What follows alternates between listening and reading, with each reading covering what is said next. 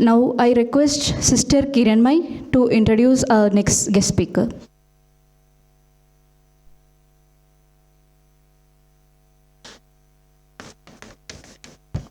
Om Sri Sai Ram. I am Kiranmai, an alumni of Sri Sathya Sai Institute of Higher Medical Sciences, here to introduce the next speaker, Sister Sinduja. Sister Sinduja is a distinguished academician, having earned a gold medal in her BSc Honours Chemistry from Sri Sathya Sai Institute of Higher Learning, Anantapur campus, and another gold medal from Bengaluru University for her B.Ed. She also holds an MSc in Chemistry from Annamala University. She began her teaching career in 2005 at an international school since from 2018. She has been with the Foundation School. She is serving as principal since 2021. Her spiritual journey includes multiple interactions with Swami and active participation in Balavikas and music group singing in the Divine Presence.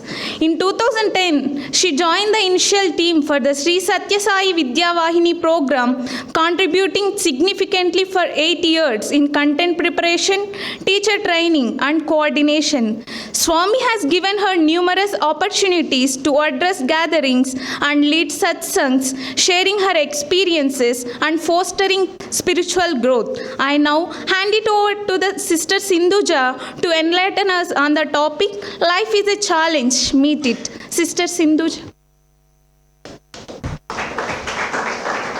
Om Shri Sai Ram. My most humble pranams at Bhagwan's lotus feet, and my sincere gratitude to the organizers of this summer course for having reached out to me to be a part of it. I want to give a little backstory to the choice of the topic that happened for this session. I think those of us who know Sister Mansi would relate to the fact that she is very detail-oriented, unrelenting in her follow-ups to ensure the best outcome to be presented before Bhagwan. So a couple of weeks ago, when she reached out to me to ask which topic would you like to speak on, and then she shared a list of the possible options, it was very strange that 3 seemingly different ideas popped up and were very appealing to what I wanted to share on. The first was Sealing on Desires. The second, Ego and Anger Management. And the third, Life is a Challenge, Meet It. And then I told Mansi I'd like to speak on all 3. And she said, Akka, you have only 1 hour, out of which 40 minutes is for you to speak, 20 minutes is for interaction. Would you actually be able to manage it? And out of the blue, there was this voice from within, which spoke through me, I would say. I don't take credit for having thought of this. I told her, you know, all 3 actually amalgamate into 1.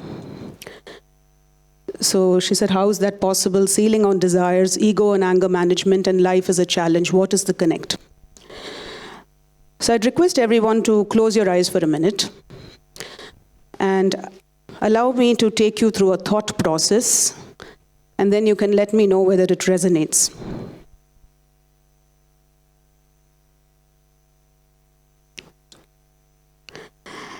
Ego fuels desire. I repeat that. Ego fuels desire. Desire fuels attachment. When we deeply desire something, we become attached to it. Attachment leads to anxiety. When something is very close to our heart, we keep wanting to protect it, and that makes us anxious. Anxiety results in anger. Only when we are anxious about something do we lash out and try to assert our opinion, leading to anger. So if you cut the desire and reduce the challenges that they present, the way to Bhagwan is paved from within. Please open your eyes. So this was something that got presented within 20 seconds of the topic being sent my way. If we are able to bring our desires under control, the concept of ego gets erased. If the ego gets erased, there is no anger. And if there is no anger, there are no challenges. So simply speaking, within 5 minutes, Swami said, that's all you need to speak. You don't need an hour. You need 5 minutes to realize the challenges begin from within and end there. So I'm going to narrate a little incident which might seem very mundane, and you might wonder why I'm talking about this, but humor me. Whenever we come for these kind of sessions, we are hoping that there will be some new sense of enlightenment, something we haven't heard before. But truly speaking, for any of us who's been with Bhagwan long enough, he's given us all the messages we need. So I'm going to go back to 2011. That was the year I got married. So as any newly married bride, there's always going to be a period of adjustment, having to adapt to new expectations. In my particular case, Swami has been extremely kind all through my childhood and my youth, where most things that I have undertaken came easy to me. I love to sing. I was very good at dramatics. I was good at public speaking. Academics was something I was very deeply engaged with. So things always seem to come easy. And in terms of hobbies, one of the things I really loved to do was cooking. I learned to cook at the age of 9. So by the time I got married, I was 30 years old. So one would assume I'd already mastered the culinary arts. So going into a new household shouldn't, sort of create any new challenges in that area. I do know that many people, when they go to a new home, their first thing is everyone's going to judge me on how I can cook. So for me, that wasn't an issue. So when I had gone to my in-laws' place, I deeply wanted to make something for them, just to sort of get that appreciation that, yes, I had things sorted out. So one thing that I always enjoyed making is fulkas. Not the chapati version of what we get in South India, but the actual fulkas that you get up north. So I went up to my mother-in-law, who, by the way, is an ace chef, and I told her, the one thing I really make very well is fulkas, and I want to make it for dinner tonight. And this was within a week of my having gone there. And she said, okay, by all means, since you seem to be very confident about it, go to the kitchen, find what you want, and make it. There's only one stipulation. This is the rolling pin that you have to use, and this is the board on which you'll have to make it. So growing up, I was always used to this marble stone kind of a platform on which I would bake the fulka, and the rolling pin would be slightly fatter in the center and narrow handles on the side. So the first challenge was this rolling pin was completely unidimensional. It was like thin. So the kind of grip is going to be different. And the second challenge was that instead of a stone, I was given a kind of silicone mat which folded into itself. Imagine trying to roll something out which is going to flip over. What I would have normally taken, I probably take about half an hour to make 25 fulkas from start to finish. At the end of the first 30 minutes, I hadn't even made one. I kept rolling it, it kept flipping over, it kept folding, and then it became like dry and biscuity. And at the end of the 30 minutes, my mother-in-law came in and she said, "This is expertise indeed. I've never seen it made like this." So why this specific incident am I sharing with everybody? So I want us to dissect this a little bit. What was the apparent problem that I was facing? Anybody? What was the most visible problem that I was facing? Sorry? Change. We'll make it more fundamental. And in that particular situation, the sheet was rolling up, right? Overconfidence. Absolutely. How could I have set it right?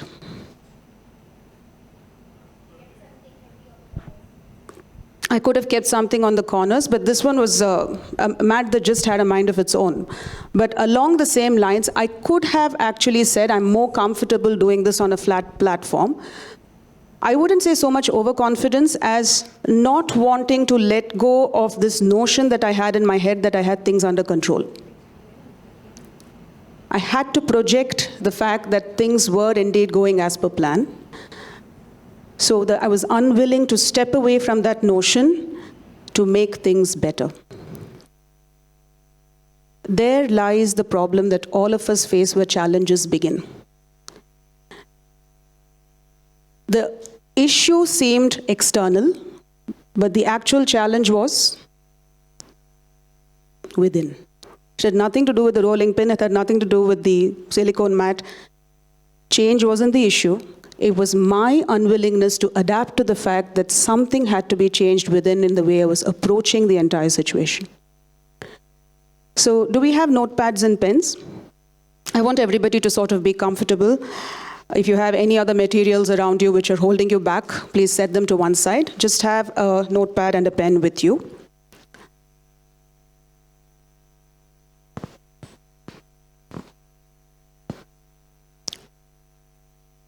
Okay, so this is going to be a reflection exercise, and we are not going to have to share unless we feel like it.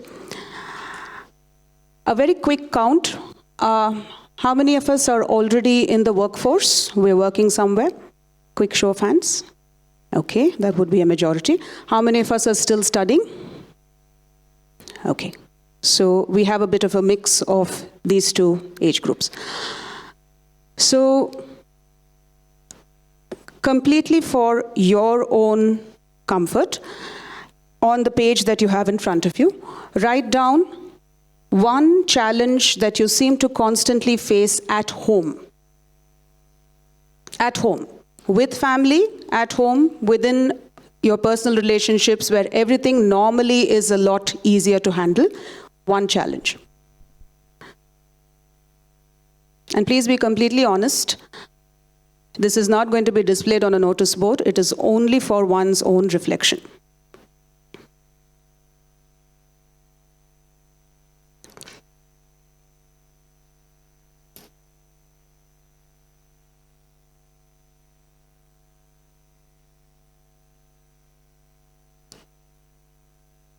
Okay. Leave a little space. One scenario at your workplace or at your place of study which poses a challenge. That seems to come a lot faster.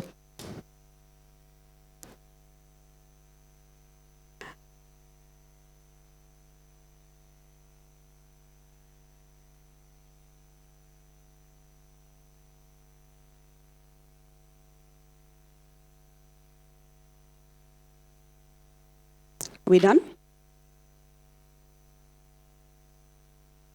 Okay. Look at both the situations and either mentally answer it or write down the answer to the following questions with regard to each of these. Why do I find it a challenge or a problem?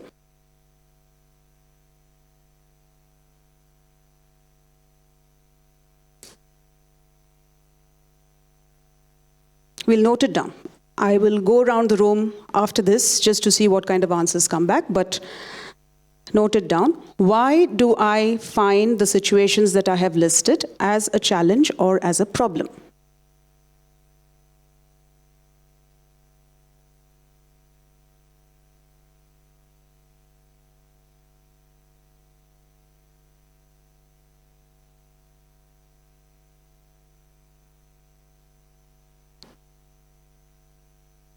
Okay. Second question. What is my role in this situation having become a challenge? What is my role in allowing the situation to have become a problem? I want us to deeply reflect on this. I have listed it as a problem, but have I had any role to play in it becoming so?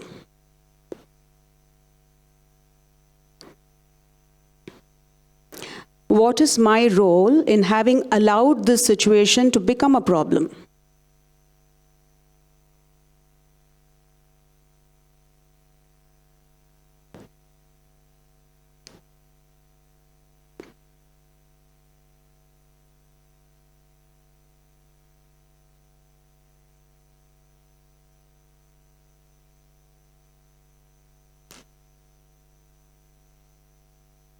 All right.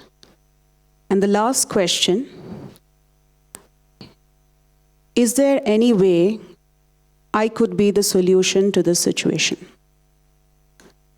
Is there any way I could be the solution to this situation?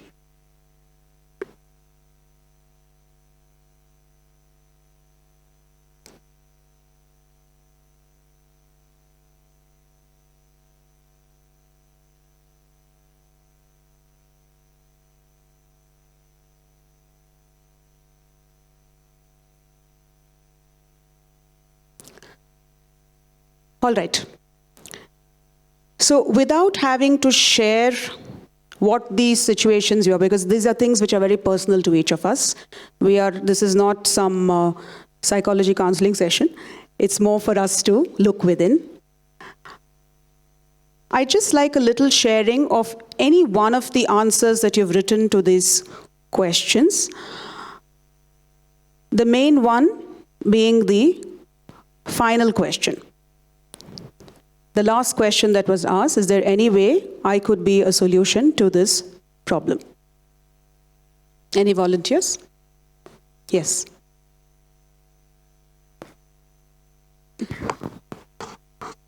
Please feel free to sit down and answer. No worries. Yes. So first I should mention the problem, right? Yeah. If you want to, but... Yeah, no issues. Right. So the first question was any challenges I feel at home. I have written no challenges at home. Okay. I feel I am at full control as far as personal life and home is considered. Okay. Second is there any problem in office and work? So I have written work politics. I am facing discrimination. Okay. And the next question was, why do I find it a challenge? So I written need to prove myself more for appreciation and appraisal. As you know, yes, in office every year there is appraisal, and some deserving candidates do not get the appreciation. I could be wrong that I am deserving, but I have evidences that I deserve. At this point in time, we look at it purely in terms of your perception at the level that we are dealing with it right now. Yes. Okay. Are you a psychologist by any chance? Sorry? Are you a psychologist by any chance? No, absolutely not. I've been in the education field for near 20 years. Okay. I think one of the skills it imparts when you deal with 1,200 children a day is that you have no choice to become a counselor. So, yes. Okay, that's great. I needed one. Second question is, what is my role in allowing the situation become a problem? So I should have gone to this is completely specific to me. I should have gone to the HR before and taken necessary action. Okay. But I did not go, so the thing escalated. And because I kept quiet, it became more. So I faced the challenge more. Okay. And the last question is there any way I could be the solution to this situation? I don't see any other solution but to follow dharma, ethics and professionalism, and fight till righteousness wins. Fair enough. Thank you. Can we have a round of applause for our fellow participant who's done a lovely job of delineating what his thought process was. Anybody else? Yes.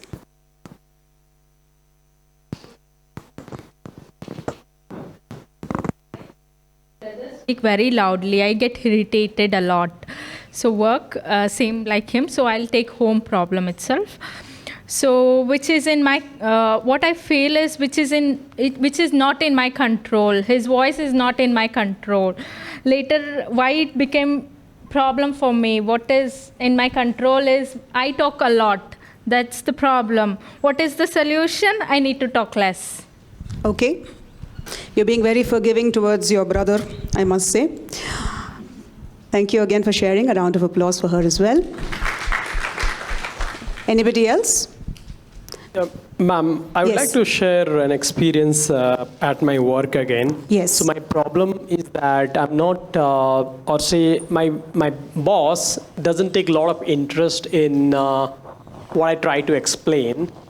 And I think if I look at the situation, what I can think is that the reason for him not taking interest in what I explain is because he doesn't understand that too well. Okay. Right. I mean, I'm also in a leadership role, but what I do at my role is that I try to understand what happens on the ground very well. That is why I'm well connected to what my team does. And I think it's very easy for me to pick, when my people come and tell me that, hey, there is a problem. And what I could do to solve this problem with my boss is that maybe have more regular interaction, have some session, and try to explain to him, hey, this is what we do, this is how maybe these are the kind of problems that we face on day-to-day basis. That's how I can make situation better, right? Otherwise, I think we'll be in this deadlock always, and I'll always have that cribbing mentality that my boss does not understand. But I think I should do something to make him understand. That's my responsibility. If I put the effort from my side, I think things will work. Okay. Otherwise, this will always happen in every organization. Okay. Thank you very much. A round of applause for him as well. So, I'm going to have us shift our thought process a little and then come back to what has just been spoken here. I'm going to take a leaf out of the play that was just put up on stage. Is it safe to say that all of us are Swami's devotees in this room? Yes? Okay. When we have a moment to sort of detach ourselves from everything else that's going on around us, a day when we are not really looking to firefight or find solutions to problems, has it ever occurred to us that every single person on this planet seems to be headed in some direction? They're not really sure where they're going, but everyone is headed somewhere, right? Because of our association with Bhagwan, we have some glimmer that he holds the key to where we are going. So, sort of becoming a part of him is what our life's purpose is all about.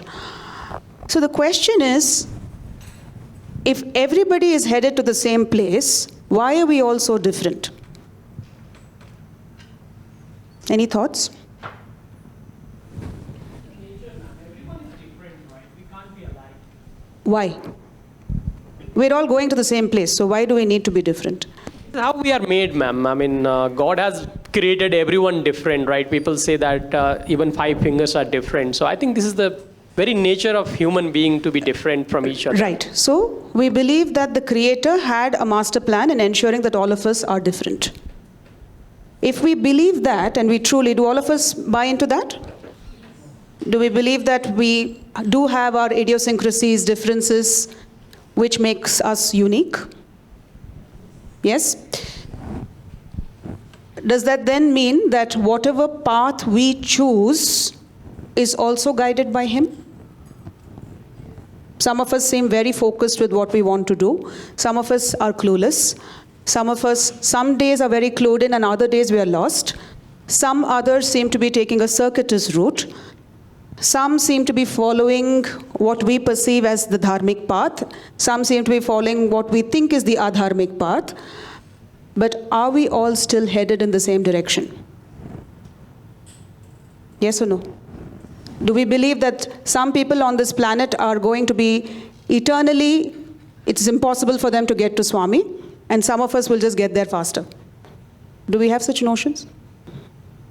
So, if we have such strong ideas that Bhagwan has created us different, but we are still going to the same place, the first thing we will then need to accept is all the people around us are going to have different reactions to the same situation. No two people will ever see a situation the same way. Not siblings, not husband and wife, definitely not in the workplace, because at every point in time, our unfortunate situation is also this: we are trying to assert who we are. In every problem that was shared, I am trying to make myself noticed. When I was rolling out the chapatis, I wanted to show that I could roll the chapatis out. When I want my HR to listen to me, it's because my voice needs to be heard. When I want my boss to listen, it's because my opinion matters. When I want my brother to be softer, it's because I am getting annoyed.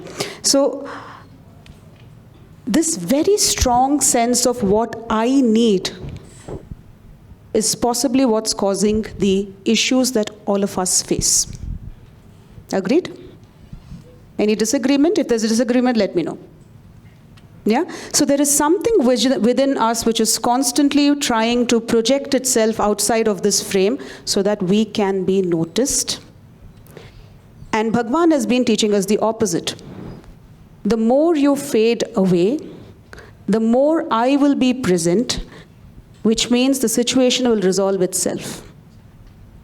I'll repeat that. The more you allow yourself to fade away, the more Bhagwan will be present in the forefront, and the faster the situation will resolve itself.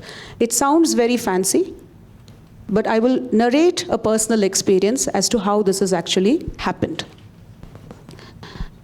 So in my bio, as it was read out, I had started my career in an international school. I was with that school for 13 years. And 2005, when I started, it started off as a middle school teacher. And by 2008, I was in the management team. By 2012, I was in the senior management team. 2013, around 2017 or so, 17, 18, I was actually up for vice principalship. At this point, where it would be absolutely foolish, a professional decision to leave that organization, which has pretty much sowed the seeds for success at every point in time, I decided to leave. It wasn't anything personal. I was a mother of two by that time. This was around 2017. I had both my children by then. I had to take serious decisions about whether I wanted them to be in a particular environment and sticking with that environment for the next 12 to 15 years. We all know that those of us who have children know that most of their waking hours are spent in school. And those of us who are still in school, we know that most of our time is spent over there. Would I want them to be in a particular environment which enforces what Bhagwan's teachings are or which takes it away from them? So this institution had an amazing academic program, stupendous co-curricular activities. They were churning out experts in the areas of sports, music, dance, you name it. But they decided to bring in a little bit of political activism into the school. They wanted teenagers to have a voice through the media, a larger platform, so that their opinions matter. In my mind, that is a dangerous seed to be sown at the age of 13 or 14 when you are not completely mature enough to understand what the world brings to you. So I had this balance, my children's education versus my professional growth. If I quit at that point in time, no other institution will say, you left for this reason, why should we take you in at a higher position, right? That will be the first reaction. Despite that, Swami's voice was clear. Fade away into the background and I will take charge. So without a second thought, submitted resignation, gave 3 months notice, finished everything I had to, and then stepped away. I took a bit of a gap year. And I started my journey in another school, again as a middle school teacher, about 6 months later. Everybody who knows professionally will say that is a big, foolish, backward step. But in 6 years, within the same organization, I stand before you as the principal of the school. So I can think it's a personal achievement. What is it that made it happen? Courage. When we are faced with dilemmas, there has to be the personal belief that what he says comes before all else.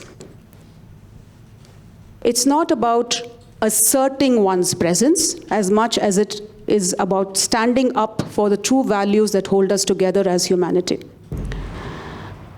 So at every point in time, from the moment we awaken till the time we go to sleep, the question to ask ourselves is, am I treading the path that Swami has given me?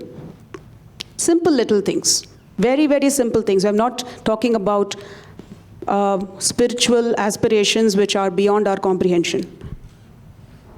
So when we say life is a challenge, meet it. It is not meet it head on. It is allowing Swami to take the lead, quietly closing one's eyes and saying, you know what, you take charge because I don't know what's happening. Give me the courage to take the next step. So on that note, I wanted to share another question, and I want to know your thoughts on this. Is attachment healthy? Is attachment healthy? And why does attachment cause anxiety? Any answers? Please feel free. There is no question of I have a right answer in my head and I'm going to disagree with you. Is attachment healthy? And why does it lead to anxiety? Yes. It's up to some extent it's good. If you Okay. go deep into that attachment, it's when you expect something from others, if you're not getting, it's going to anxiety. So the minute you've hit the nail on the head, the minute expectation comes into the picture, then attachment becomes unhealthy. But the nature of attachment is it has expectation with it. With our own parents, don't we expect them to understand us at all points in time? Does it always happen? Then we get hurt. Then there is misunderstanding. Then there is annoyance. Then there is anxiety. Then there is sadness. Where is the problem? Where did it actually start? It started with having that attachment to begin with. Now, does this mean we shouldn't love our parents? Absolutely not. So what is the difference between love and attachment?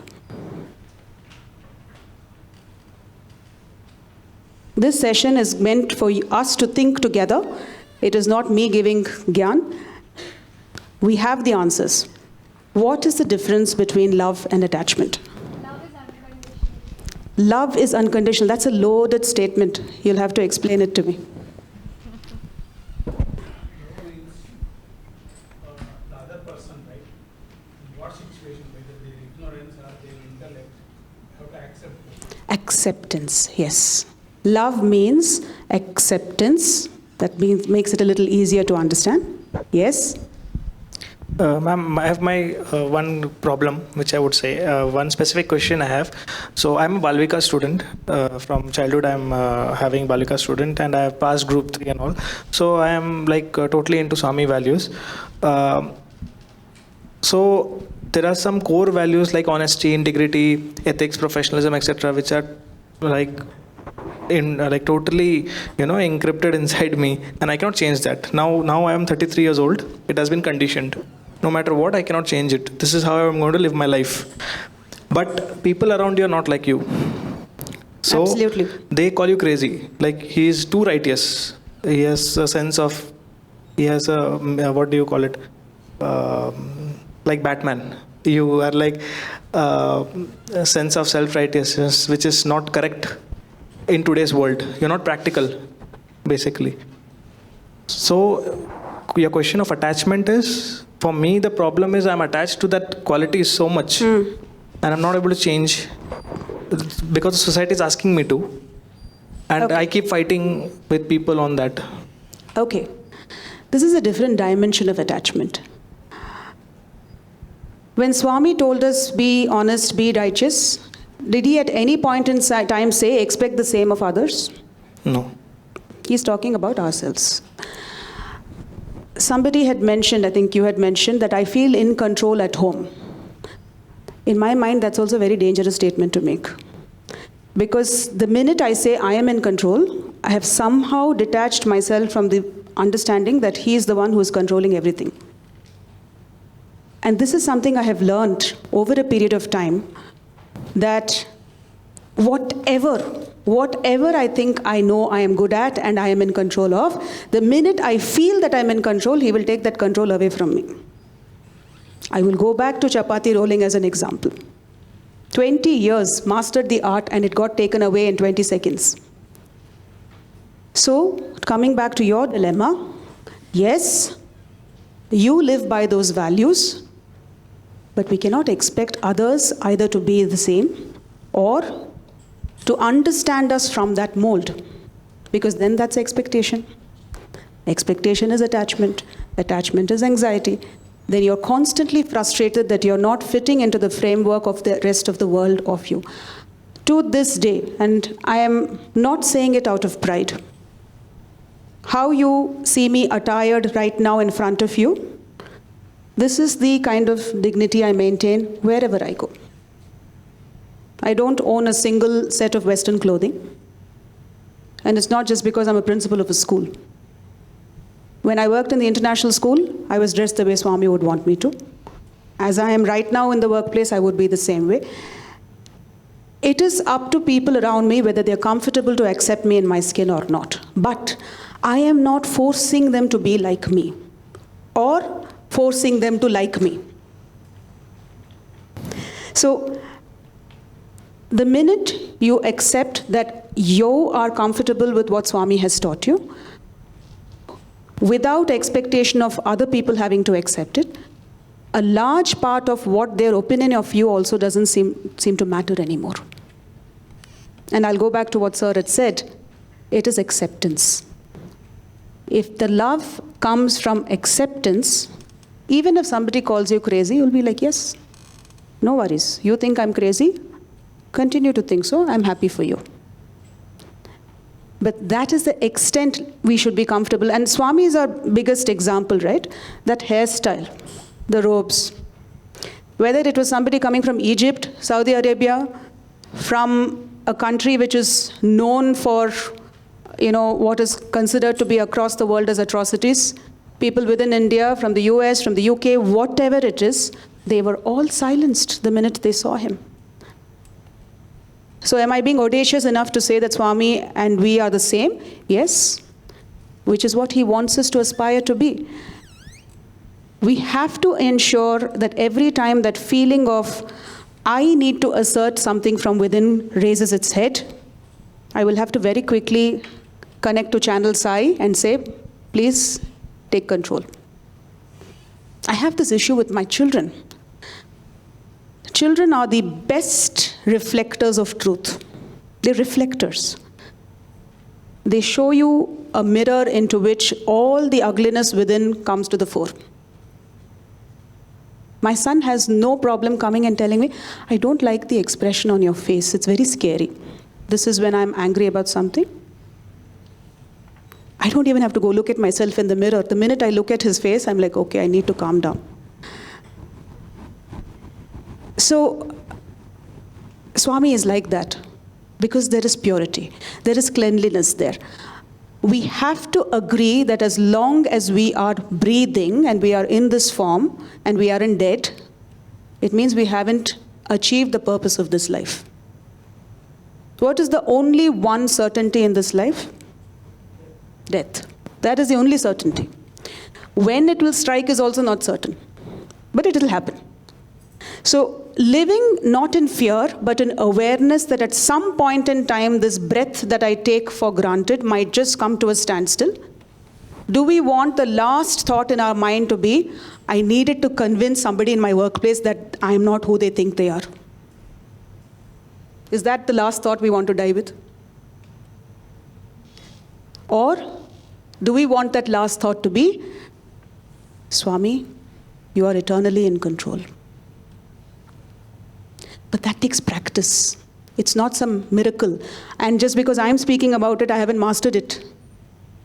Every time a faculty member comes and asks me for leave, I have to dig deep.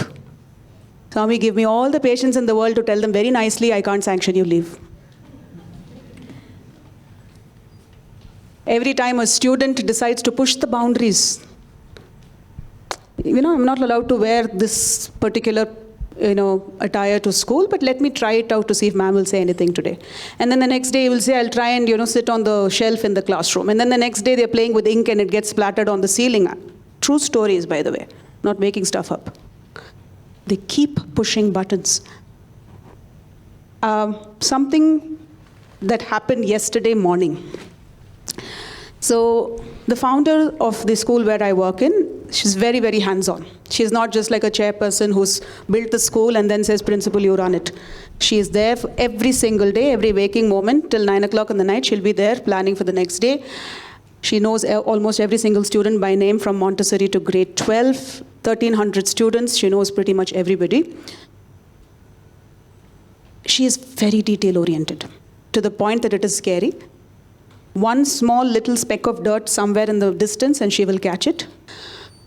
And yesterday we had a parent orientation program for the new batch. And we had this person who was supposed to come and fix the LED screen because we didn't want to use a projector. We said we'll use a screen so that the visibility is better for a larger crowd. The program was set to begin at 8:30. 7:45 a.m., that man has still not arrived. Standing there from 7 o'clock calling him and saying, I'm 3 minutes away. I'm 1.5 minutes away. 3 minutes, unless it's a different time zone that we are in, it didn't make sense. He wasn't reaching. 7:45, he arrives, but his equipment doesn't. He said the truck is still 10 minutes away. And I'm having palpitations. The bigger pressure is, if the founder of the school arrives, there will be disorientation before orientation. She will hit the roof. I will tell you exactly what I did. And she is somebody who always arrives before time. She always gets to school by about 7:50 max. At 7:45, when things were still not going well, in the middle of the stage, I took off my slippers and I closed my eyes and I said, Swami, please do not allow the founder to reach school until the LED screen is set up. Sounds ridiculous. I actually said this because when she comes and she gets off into a tizzy, even my mind blanks out and I won't be useful. The last block was put in place and we were just pinning that cloth in front and in she walks. Oh, everything is ready. I said, yes, ma'am, it is.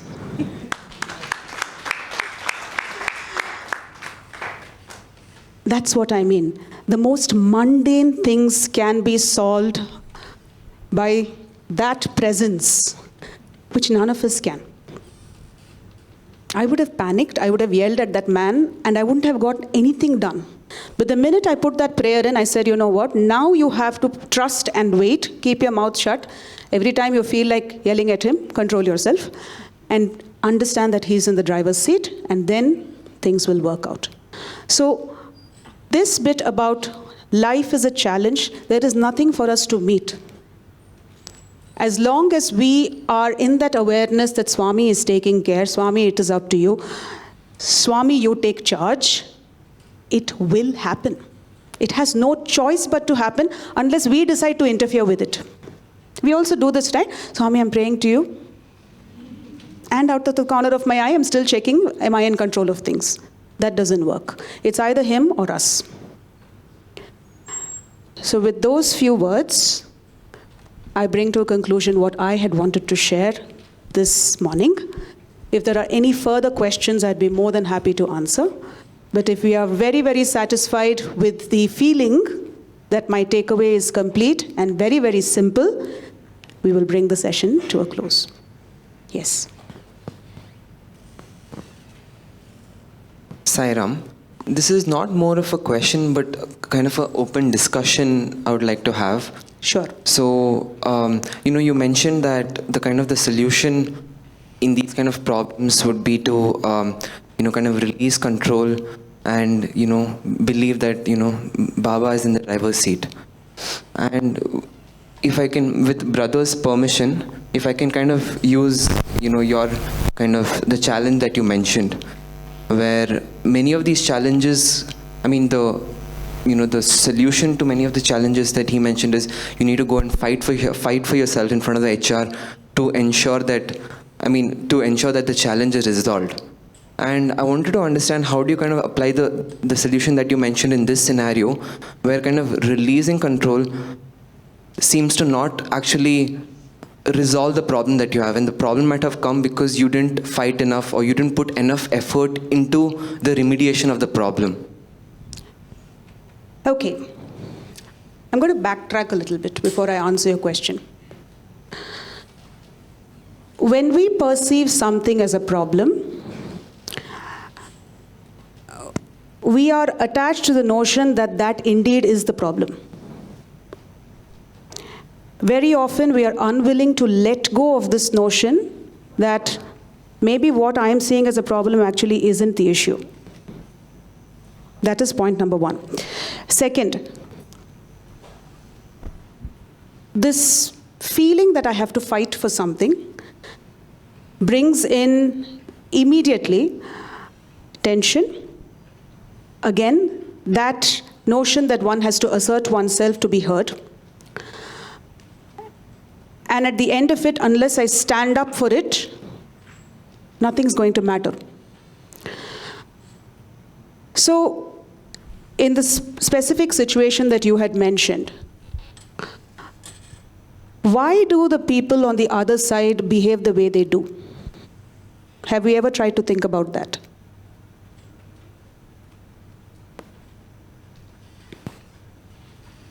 So, as you know, in corporates, there's a bell curve. Like in a project, if there are 10 people, some people have to get good ratings, and because of that, some people have to get bad ratings, and some people will get average ratings. So the problem is favoritism and groupism, which I found out. I cannot generalize that people it will happen in every situation, but yes. I cannot generalize that people of a particular community are all bad. And but in my case, I found out that there is a groupism by a particular community. So what I deserved, like a rating, which was also promised to me, not just I deserved. Not a perception on your part, but something that was actually verbalized. Verbalized. It was verbalized that I would be getting a certain rating. And when it went to the higher position, the person who was actually supposed to give me official rating, he kind of decreased it without having a discussion with me. And when I had a one-on-one to him, I have the right to ask why he decreased. He didn't have enough, anything assertive he didn't have to prove me that he was right in decreasing it. That's what made me think that I should fight. Because it was very clear that I am right and he is wrong. That's the first thing. So, unless I fight, I will not win. So again, some people say you should forgive, you should be innocent, you should be kind-hearted. There's a dilemma again. If that is true, then Lord Krishna would have forgiven the Kauravas. Lord Krishna said in the Gita that he should fight the Kauravas in spite of them being your cousins. Right? You have to kill them. That's what Lord Krishna said. So if I don't fight, am I stepping away from dharma? I had this dilemma. It's not a one-day thing. Okay, it's happening ongoing. With me. Absolutely. It's happening with me for 1 hour, 1 year or 1.5 years. I'm saying in this for continuous appraisals. So now I've made up my mind. So answering your question, how I came up to the decision, I find myself with no choice. Either I have to resign, but I feel that running away from the problem. I can resign and get a better opportunity, I know how talented I am. My girlfriend is sitting here, she's an HR herself. She can get me a job tomorrow in a better company. So, but then I will be running away. Because of 2-3 persons, my loyalty towards my company should not change. I love my company, I love my work. So I have a question. Yeah. which sort of supersedes everything that, I'm not belittling what you have shared. Let's be extremely clear that the circumstances under which the Kurukshetra war was fought was very different from our daily lives. Drawing parallels between essentially what has happened in a different yuga to the kind of, we are surrounded by Duryodhanas in different forms. We cannot take arms against people and shoot them down. The war that was depicted over there was extremely external. We are constantly fighting a war within. In Kali-yuga, yes. So, like you rightly said, you have the option to resign and take up a different opportunity. In my mind, I wouldn't call it running away, but depends on the, as you said, you have a deep sense of loyalty to the company.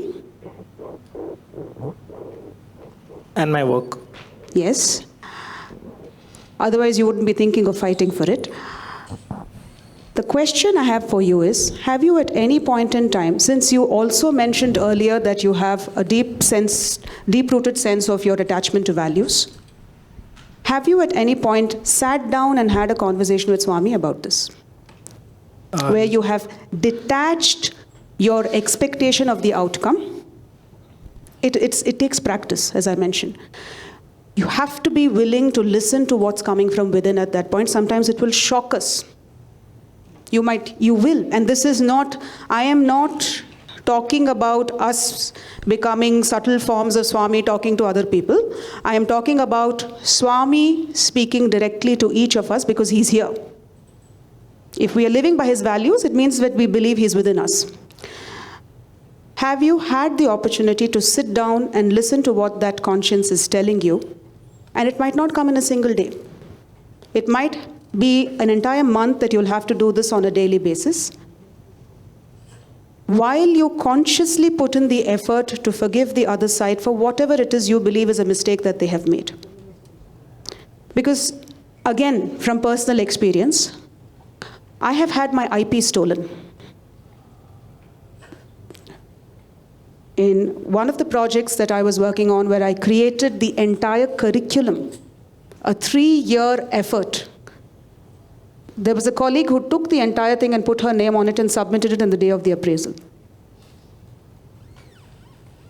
Shall I be mad at her? I went forth and in very level tone said, this is work that I have done, I do have evidence, but I leave it to your good judgment to decide what the outcome needs to be. But for that, one needs supreme self-confidence.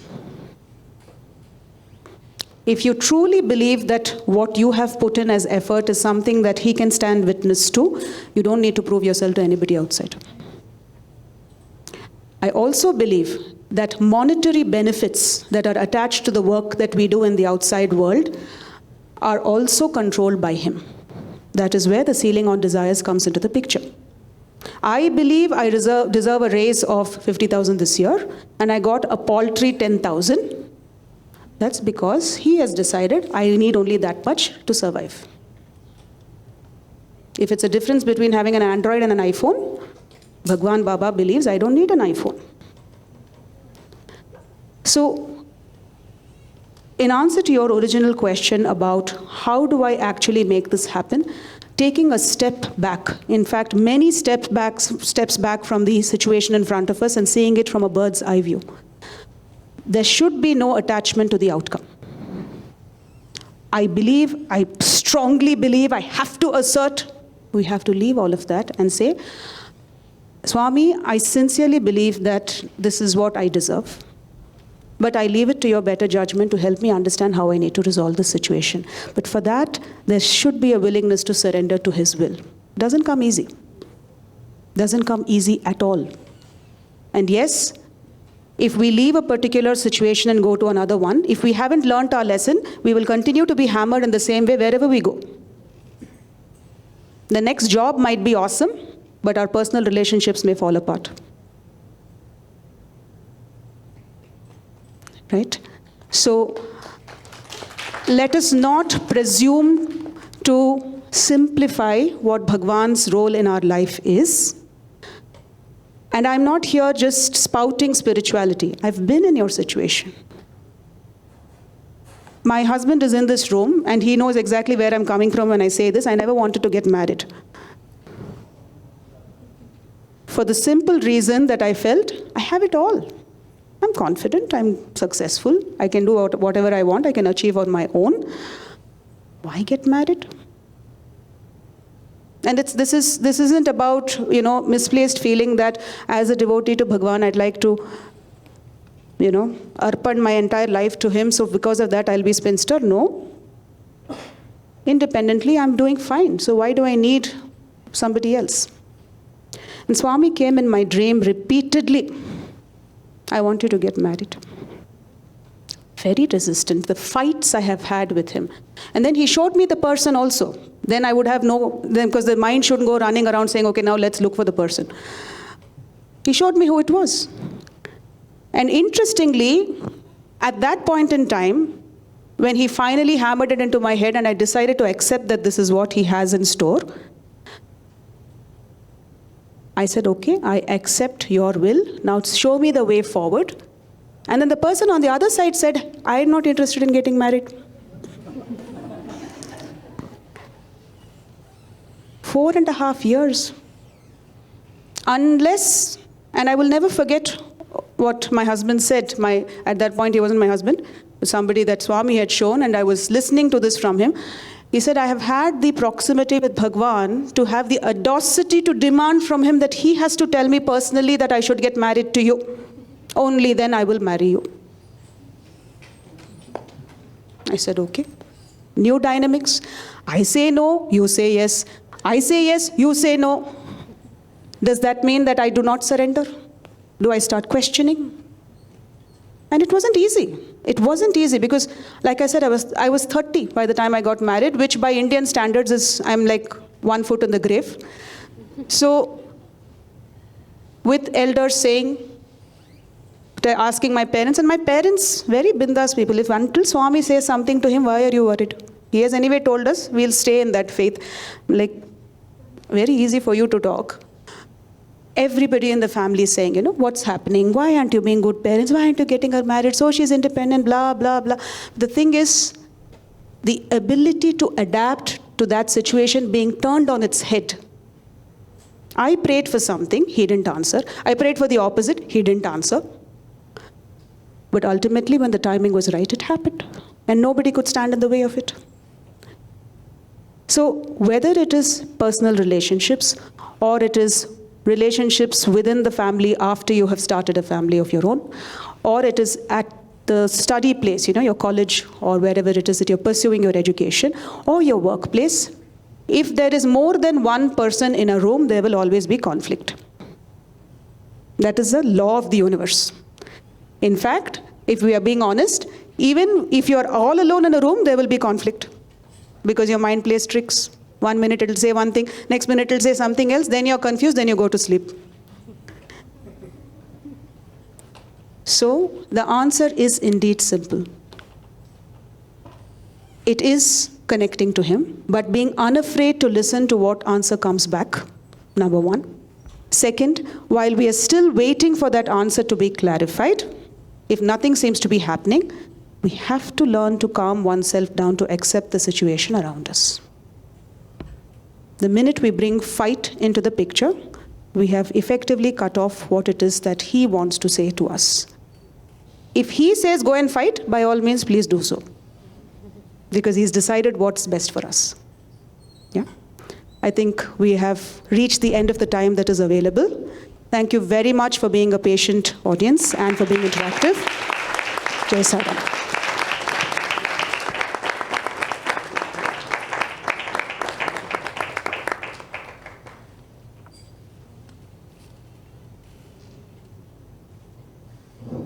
Thank you so much for the insightful session, Akka. I would like Mansi to hand over a small token of love.